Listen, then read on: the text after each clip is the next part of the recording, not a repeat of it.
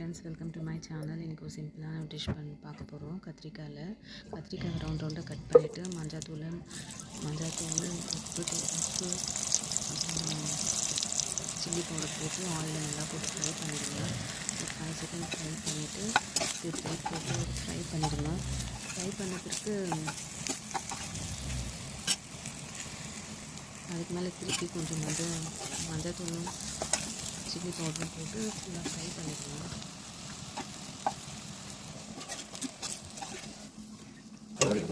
எடுத்து வச்சுக்கலாம். அது கத்திரிக்காய் நல்லா அதிலே பாயில்ட் ஆகிடும். கர்டு நல்லா பீட் பண்ணிக்கலாம். சால்ட் போட்டு நல்லா உங்களுக்கு எந்த அளவுக்கு அது நல்லா திக்னஸாக வருது அந்த அளவுக்கு நல்லா பீட் பண்ணிக்கணும். ஆயில் போட்டு மிளகு, சீரகம், கடுகு, ஆயில், பச்சை மிளகாய் போட்டு நல்லா ஃப்ரை பண்ணிடலாம். கொஞ்சம் காம்பினேஷன் ஆயில் ஃப்ரை பண்ணலாம்.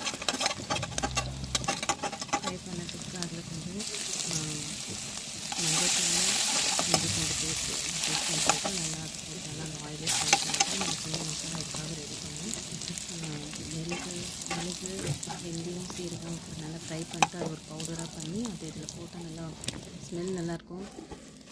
ப்ளஸ் அதில் நல்லா டேஸ்ட் வரும். அது மாதிரி நல்லா பண்ணிவிட்டு திருப்பி அதெல்லாம் நல்லா மேஜாவில் மட்டும் அது தயிரில் போட்டுட்டு சாதத்துக்கு செம்ம காம்பினேஷனாக இருக்கும். இதை ட்ரை பண்ணி பாருங்கள். சப்போர்ட் பண்ணுங்கள் என் சேனலை. தேங்க்யூ.